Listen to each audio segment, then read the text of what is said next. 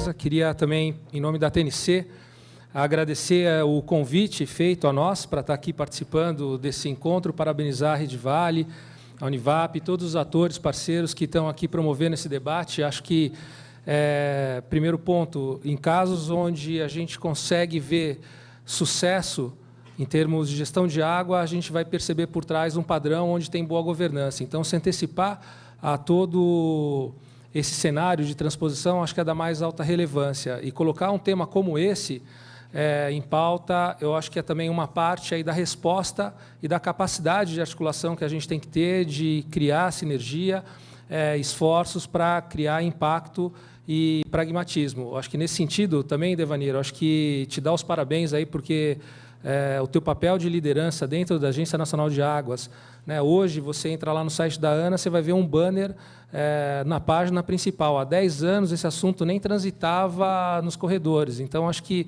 a gente vai ver também um certo padrão de um papel fundamental de liderança. E hoje, assim, a Agência Nacional de Águas, podendo influenciar, estimular esse tipo de prática, eu acho que é da mais alta relevância. A gente tem que ainda fortalecer mais ainda essa pauta, né?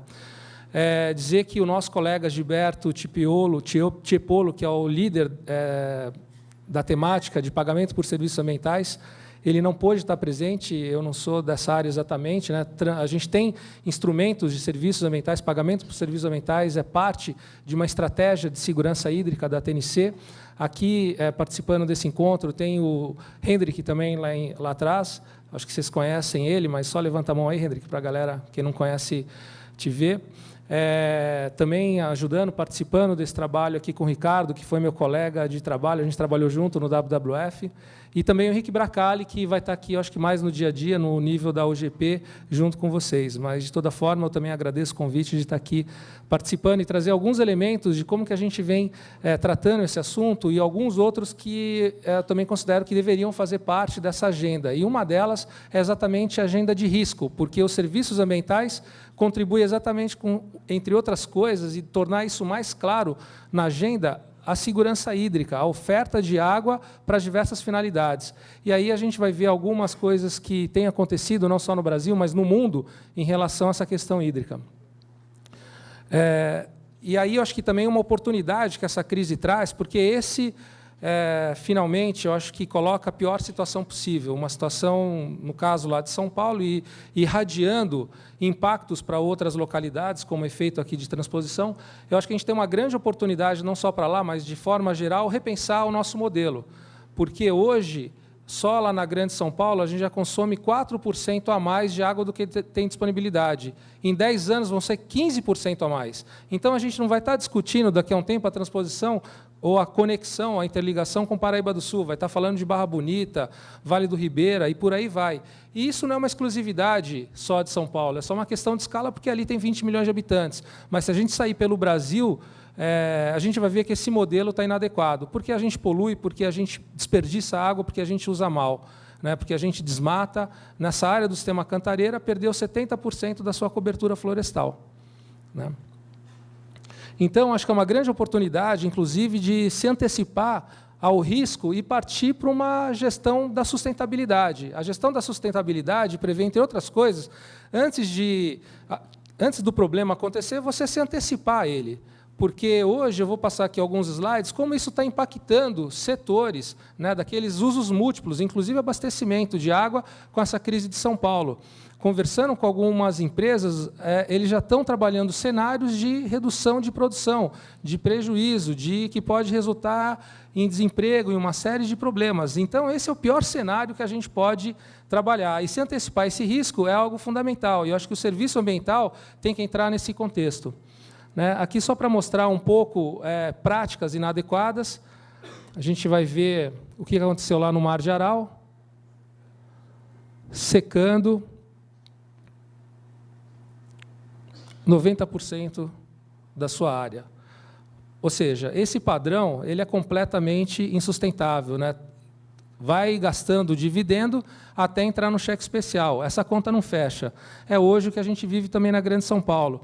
Na China, né, você tendo impacto, e quem já foi para a Ásia vai verificar a atividade econômica dos rios, né? Aqui, assim, mesmo na Amazônia, onde a estrada são os rios, não chega perto da movimentação do que significa os rios lá no continente asiático. Então, impacto imenso no Rio Amarelo, perda de energia, que é um pouco aquilo que o Devanir falou, prejuízo na atividade agrícola e uma série de outros impactos decorrentes.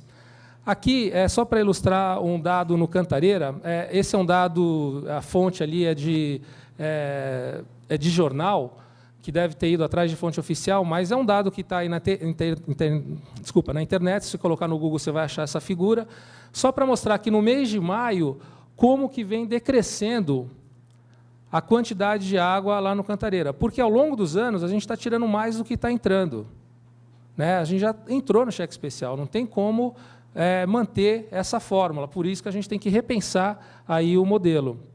E também como que essa agenda da água tem mudado no mundo, um pouco da pegada para essa análise de risco. No Fórum Econômico Mundial, a temática da água já apareceu aqui como um dos assuntos-chave em termos de risco. Está aqui no topo da agenda. Isso aqui é de 2013, se for lá no site também achar no relatório 2014, também está entre as principais fatores de risco que esses líderes globais empresariais estão identificando, a questão da água. Porque essa crise não é só aqui no Cantareira, está acontecendo crise em geral no mundo inteiro. E um relatório aí também de investidores já colocam que 68% das empresas já identificam riscos substanciais relacionados ao seu negócio. Porque o pior cenário possível é você não ter um insumo que é importante ali para a tua atividade produtiva, para o abastecimento, esse cenário de risco, né? Ao mesmo tempo, a sociedade tem se organizado, né, tem relatórios aí apontando para problemas de gestão, que tem foco também nas empresas, mas não só empresas, mas também no papel das instituições públicas nesse cuidado, nessa gestão com a água. Isso ainda não tem chegado muito no Brasil, mas é só uma questão de tempo. Então, novamente, acho que se antecipar essa questão da gestão do risco, novamente, pode ser uma oportunidade para as boas práticas. E aí, o que eu acho que isso implica é que, no cenário a ser evitado, né? Porque, num cenário de crise, o primeiro impacto que a gente pode ter é a falta de água, né? A falta de água, o risco reputacional, a gente viu aqui nessa imagem relatórios, o impacto reputacional que isso pode trazer, seja para uma instituição pública ou privada, com relação a esse cuidado de água. Então, isso tem aumentado também no mundo. O risco regulatório, porque, em caso de crise, aquilo que está assegurado pode ser revisto, a própria outorga fala isso. Você pode ter uma concessão, mas, se tiver algum cenário de escassez, isso pode ser revisto. E, por fim, também o risco financeiro, onde todo mundo perde. Então, nesse sentido, a gente tem uma oportunidade imensa com toda essa prática de conservação, porque, quando a gente começa a contabilizar alguns custos evitados, a gente vai ver o que aconteceu lá nos Estados Unidos, no estado da Louisiana, com o Catarina, né? Se tivesse sido investido em práticas de conservação, o custo seria infinitamente menor do que os custos que estão sendo necessários para a reconstrução, fora as vidas perdidas, que isso não tem custo. Nesse sentido, a TNC vem desenvolvendo um trabalho chamado Fundos de Água, que são ações voltadas para o foco em segurança hídrica por meio da oferta dos serviços ambientais, ampliação da oferta dos serviços ambientais. Experiências acontecendo na América Latina inteira, mais ou menos em 28 localidades, até o ano que vem deve chegar em 32, no Brasil são 9, né, que tem como objetivo ampliar a oferta, né, a segurança hídrica por meio dos serviços ambientais.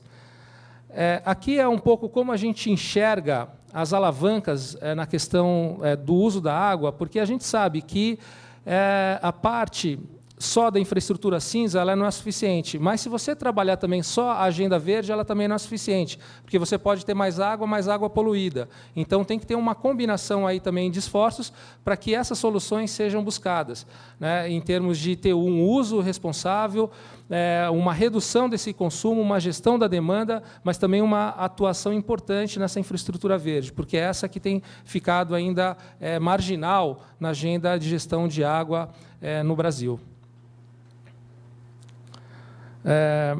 Aqui, acho que o Devanir já falou bastante, eu não quero repetir o que ele falou, mas só para ilustrar, essa é uma imagem do Laboratório de Hidrologia Florestal, aqui de Cunha, do Parque Estadual de Cunha. Eu não sei se dá para ver muito bem, mas só para simular um pouco o papel que um terreno que não está exposto tem, principalmente quando você tem esses eventos extremos. E, novamente, a questão da segurança. A gente tem percebido um aumento de frequência e intensidade de eventos extremos. Aqui a gente está falando de seca, mas se a gente estivesse lá no norte, a gente estaria falando do efeito oposto. E, nesse sentido, que eu acho que tem as práticas de adaptação, e a conservação, novamente, pode ser um elemento importante. E aqui a gente vê exatamente a simulação desse terreno quando ele está exposto e quando ele está coberto com floresta. Você está perdendo água porque você está tendo um aumento do escoamento superficial junto com o solo. Ao passo que aquele terreno protegido, você tem uma maior infiltração, você poderia ter uma atenuação não só no período de pico de vazão, mas também no período de seca, por uma maior infiltração de água. Então, essa é exatamente uma simulação do que, às vezes, a gente quer falar para as pessoas, porque aqui é um fórum diferenciado. Quando você fala para a sociedade em geral, as pessoas não fazem muito essa conexão entre floresta, água e solo, porque acha que a água vem da torneira, o leite da Parmalat e assim por diante. Então, demonstrar e tornar isso didático é também um fator importante, porque, às vezes, a gente fica falando para espelho, e falar só entre nós não resolve. A gente tem que falar de uma forma também que todo mundo consiga compreender aquilo que a gente está querendo demonstrar, inclusive os tomadores de decisão. E aí um pouco a fórmula, que é exatamente isso. Para você ter água lá na torneira, você precisa entender, e eu acho que talvez um efeito positivo dessa crise é entender que a água não vem da torneira. A água está lá no manancial que está secando, que está sendo degradado, que está sendo poluído. E se a gente quer fazer essa reversão, tem que ter esse provimento dos serviços, e tem um custo para isso. E a gente tem estimativas, experiências que mostram que essa ação preventiva ela sai muito mais barata. No caso de Nova York, que o Devanir estava comentando, algo em torno de 6 a 8 vezes mais barato do que o custo tradicional de tratar a água. E um pouco esse modelo, como a gente vem trabalhando, fazendo essa concertação, desde a restauração, e aí eu acho que, novamente, o olhar da crise sob a ótica da oportunidade.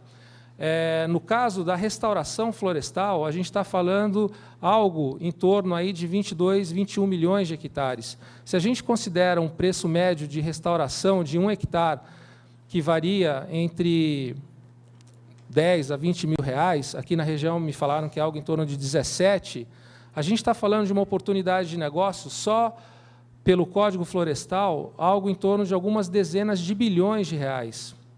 Ou seja, aí tem uma oportunidade, Devanir, que a gente tem que dar escala nesse processo de restauração florestal. E, no Brasil, a gente não tem mais do que 150 mil hectares restaurados.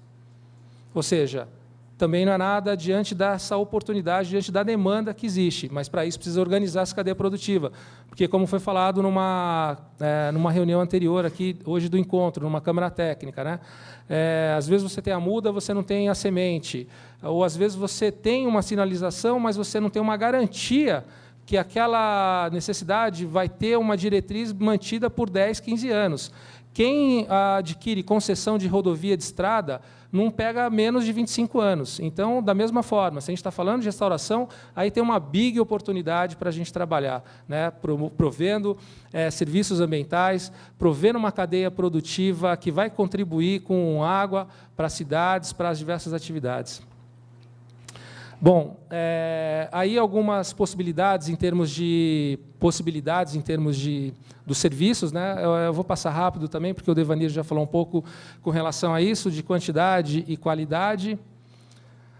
E custos evitados. Aí é só uma área no Alto Cutia, mas se eu não conseguir pegar a informação atualizada do Guarapiranga, mas só para ilustrar o quanto que a companhia de saneamento vem aumentando o custo em termos de insumos para tratar a água. Praticamente dobra em 7 anos. Então, um pouco essas contas que a gente tem que começar a colocar na mesa. O que vale mais a pena? Hoje você quer tratar água com metal pesado, você trata, você tem método. O problema não é esse. O problema é o custo que isso representa. E os impactos decorrentes dessa perda de qualidade ou quantidade de água. Aqui é um exemplo pragmático de quanto que a gente está usando e usando mal.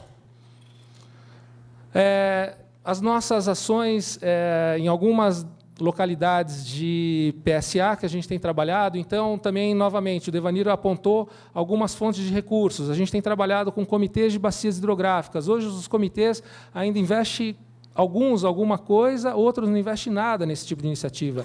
Então, aí também tem uma possibilidade, algo que vai contribuir para os usos múltiplos da bacia, já tem acontecido em algumas áreas, e é um recurso que está aí disponível, mas tem que ter um trabalho para movimentar e ampliar os investimentos. O arcabouço legal, que também cria essas condições, a gente tem um caso de Extrema, do Espírito Santo, né?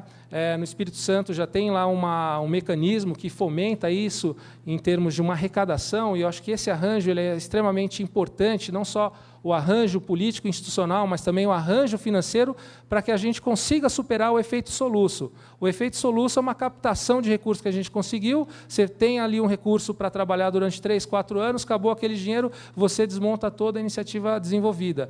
E isso tem um efeito perverso, porque você vai perdendo credibilidade, principalmente com os seus interlocutores lá na ponta. Então, esse arranjo financeiro ainda é um desafio, mas tem também experiência já no Brasil que a gente pode aprender com elas, que está rodando com esse arranjo. Compradores voluntários de serviços ambientais, aí eu acho que também tem uma grande oportunidade. Os usuários de água também pagando por isso ou compensando, são algumas iniciativas das quais a gente tem vivenciado com aqueles 9 projetos que a gente tem aqui no Brasil. E aí um pouco o processo de estruturação, né, tentando contribuir um pouco com o aprendizado e o método que a gente vem trabalhando. Então, esse primeiro arranjo institucional ele é muito importante, né? Ele é importante porque é uma base aí desse arranjo para poder funcionar. Então, é a primeira parte do processo. E, novamente, a rede de lideranças, né? Da mesma maneira que tem um Devanir lá na ANA, se não tivesse o Devanir lá no início, eu acho que dificilmente a gente teria aí a capacidade de liderar um avanço dessa prática lá na Agência Nacional. Da mesma maneira lá com o Paulinho. Então, agora aqui em São José, esse papel de liderança também ele é bem importante. O acordo de cooperação, né, tem que ter uma formalização para assumir ali os compromissos entre as partes. A unidade gestora do projeto, entre as instituições aí participantes. E também a definição desses arranjos para a execução. O mapeamento é um outro elemento importante para a tomada de decisão, né? A gente tem trabalhado aí com o portal ambiental municipal, que disponibiliza para o município informações ali sobre a área de atuação, as intervenções, o que precisa ser feito, e, ao mesmo tempo, com essa possibilidade aí do CAR, mapeando também, registrando e contribuindo, inclusive, para a adequação ambiental nos municípios. Esse é um mapa que foi feito lá na TNC do trânsito, do circuito desse novo Código Florestal. Então, a gente parou lá para olhar isso, não é simples, você vê a complexidade aí das instâncias, mas tem que mapear para entender esses desdobramentos, entraves, dos quais estão aí colocados. A gente ainda não conseguiu traduzir isso de uma forma mais simples, mas esse é o mapeamento. Então, isso passado, né, a próxima etapa dos estudos, identificando essas áreas prioritárias. Isso não é uma verdade absoluta, essa modelagem sempre precisa de aprimoramento. Novamente, como não é uma verdade absoluta, o importante é o que ela indica em termos de áreas prioritárias, análise da viabilidade econômica, do custo dessa infraestrutura verde para a sua implementação. A gente tem que saber quanto que isso custa, o quanto que você está evitando de custo e se todo mundo concorda, porque mesmo que essas áreas estejam mapeadas, terra no Brasil é pública ou privada. Isso depois passa por uma outra etapa, que é a articulação com o proprietário, se for particular, ou com a instância pública, se ela for de domínio público. Aqui, só para mostrar um pouco essa modelagem, no caso do Cantareira, né, do sistema Cantareira, o mapeamento indicando essas áreas prioritárias de intervenção para a redução de sedimento e nutrientes. Aqui, mostrando um pouco também essa área, e aqui o impacto da intervenção. Então, só para mostrar como que era, com a intervenção, a simulação do que deve acontecer.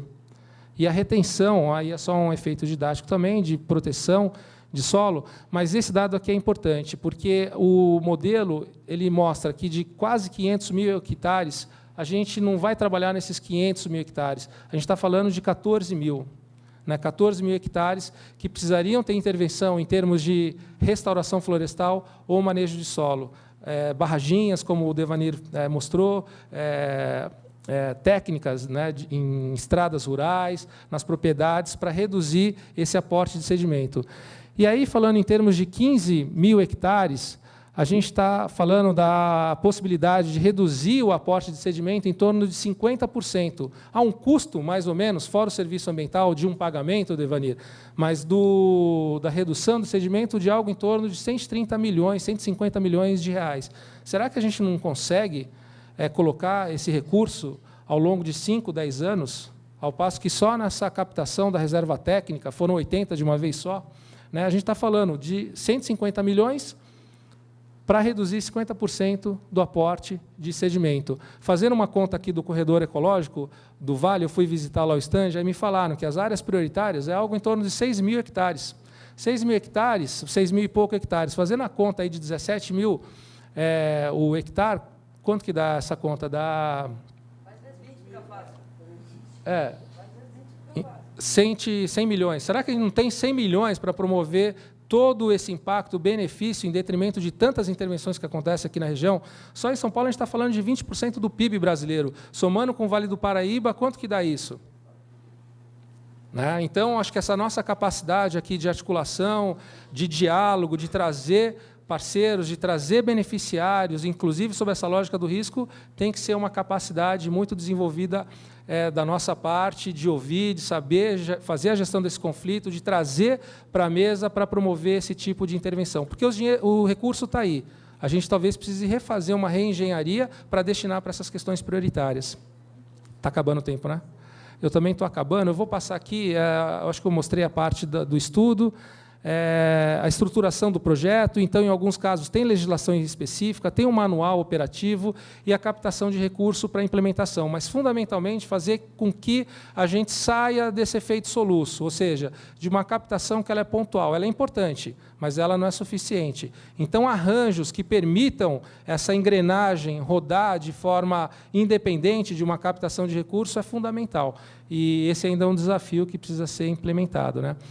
A fase 2 do projeto, os editais, seleção de proprietários, porque, novamente, essas terras são privadas, né, ou públicas. Se for privada, quem tem interesse tem uma mobilização, tem os projetos executivos, tem os contratos firmados, e, novamente, esse arranjo financeiro é importante, porque você pode assumir um compromisso ali com o proprietário durante 5, 10 anos, para estar fomentando e dando escala a essas ações, promovendo recuperação, conservação e monitoramento, para né, acho que é uma etapa importante, o monitoramento, porque a gente quer isso, quer reduzir o aporte, quer restaurar a área prioritária, quer conservar a remanescente florestal, quer melhorar as práticas de conservação do solo, quer contribuir para o desenvolvimento regional. E eu acho que também essa lógica, quando a gente fala da conservação, ela também tem que estar inserida dentro de uma visão de desenvolvimento regional.